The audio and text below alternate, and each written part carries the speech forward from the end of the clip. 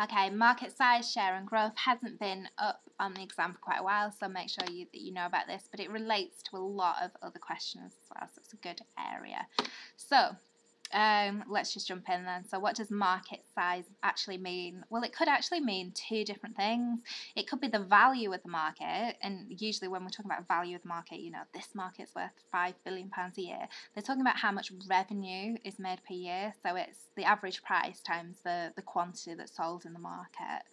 But sometimes they look at it in terms of volume, so the number of items sold in the market per year or per month as well. So we have to be careful whether we're looking at the actual value or the volume. And why would you want to know about the market size? Well, you'd want to know about the level of demand in the market. If you're a business and you're thinking about entering that market, you want to know that there's enough demand in the market, there's enough revenue to be made to make it worth your while. So one of the reasons, just going back to this, the value, we don't look at profit, is because that's a bit harder to work out, and different companies have different costs, so their profits would vary a bit. But you want to know that there's going to be enough revenue made in that market to be able to support the number of businesses that are there, plus yours if you're going to enter the market. Okay, so market growth. So when we're looking at market growth, we're usually looking at the percentage increase in the size of the market, measured either by the value or the volume. It's probably more interesting to look at the value rather than the volume. But what you're looking at, whenever we're looking at growth, percentage change, we're looking at the change over the original. So your new market size minus the old market size. So if it was worth £5 billion and now it's worth £7 billion, that is going to be a change of £2 billion.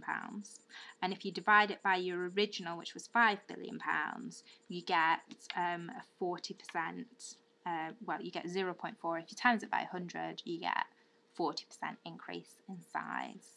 So why would you want to know about market growth, how much something's increasing in size by?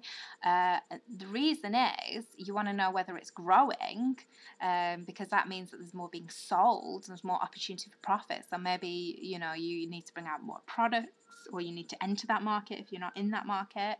Or if it's stagnating, that might suggest that we're near the maturity phase of our product life cycle. So we know that after maturity comes decline, and so that might mean that you might be thinking, okay, now I need to think about, are there other markets that I should be in, or other extension strategies that I should do, and what type of things could influence market growth? Well, changes in taste and fashion, or demographic changes. We've got immigration or migration, increasing or decreasing sizes of populations, or economic changes, just meaning that your incomes change, so you demand more. Maybe if the income is going up, you demand more luxury products. If your income's decreasing in size, you demand more kind of value budget range products. Or maybe technological change as well. 50 years ago, could you imagine that we'd have iPhones and smartphones and internet internet just generally to do so many things? So that can cause a lot of market growth, but also decline in the market for telegraphs and typewriters and things like that. Okay, so market share. Market share measures the percentage of a market that a particular firm owns. I always think that's a bit of a weird word, that owns. It's but I can't think of a better word than that. And this is the definition from the textbook. But it's basically the amount of revenue, the percentage of revenue that a firm is making out of the total revenue of the market. So you look at sales of the business divided by total sales of the market, and we're going to see an example in a sec, so I'll just go through this quite quickly. Times by 100, and that's going to turn it into a percentage. So why would you want to know how big your market share is? And remember, this is an objective of private sector businesses. Well, you want to see how successful a firm is in the market compared to competitors.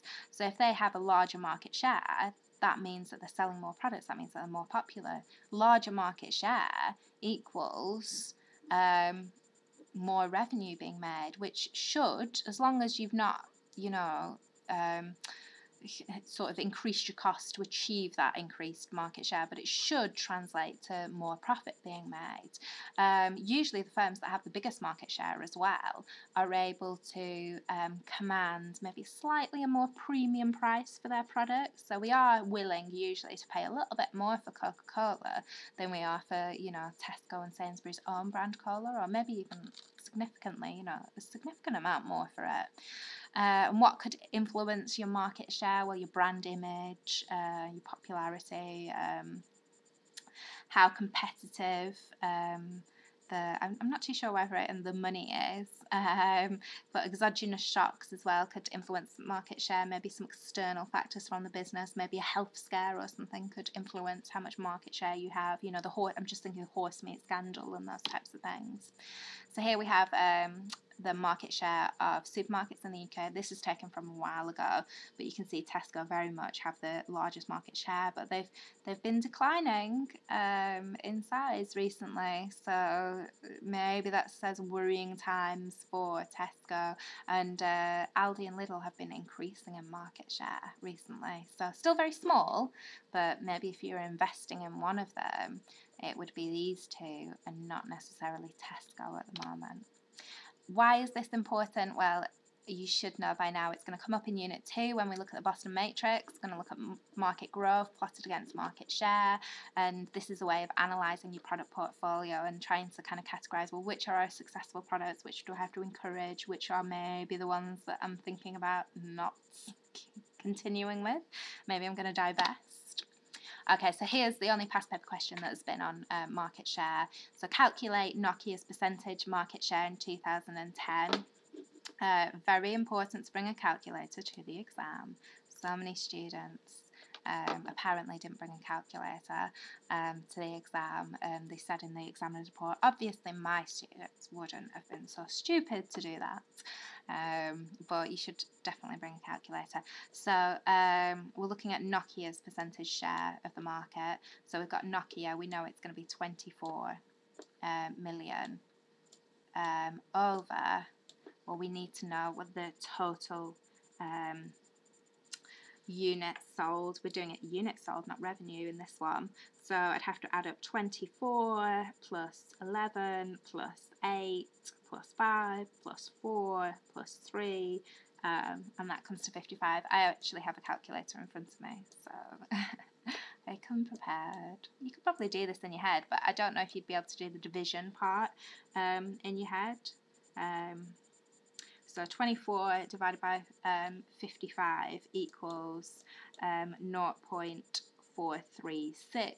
If we times that by 100, you're going to get 43, and you want to round. Usually we say round to 2 decimal places, but I'm going to round. No, actually, I'm going to round to 2 decimal places. So it comes to 43.64. Oops, 24 there. 64%. Okay, so that's for 2 marks. And then you've got the 4 marks. Why is it important for a business such as Nokia to achieve a high market share? So obviously a very high market share there. So I would go along the lines of high market share is related to selling, they're obviously selling more units in the market. So that's related to making more revenue and related to making more profit, hopefully.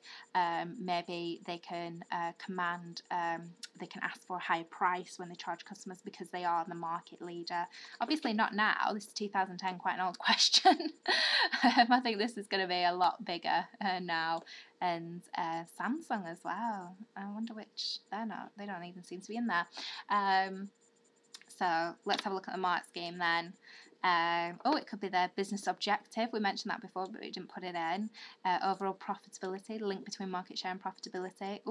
If you're selling more, you can gain from economies of scale. That's something we can think of. Can become the brand leader, edge over competitors, attract new shareholders. So loads of really, really good things that you can put there. And they've done 3 options there. They're very kind to say. I would go with rounding to 2 decimal places personally, but you can make that decision yourself. And there, for the students that forget their calculator and can't do 24 divided by 55, you actually get a mark for being able to put that in there. They do expect you to be able to add up to 55 though. Okay, so how can market size be measured? By value or volume? How can market share be measured? It's the amount that one particular firm is selling in the market, the number they're selling, or the amount of revenue they're making divided by the total amount in the market, or the total revenue of the market. Why is it important to business? We've got all of those lovely points there. Have a look at the mark scheme for those. How can market growth be measured? It's change over original. And why is it important? Think to Unit 2, think to that product life cycle. We really want it at the growth stages rather than the maturity and the decline stages.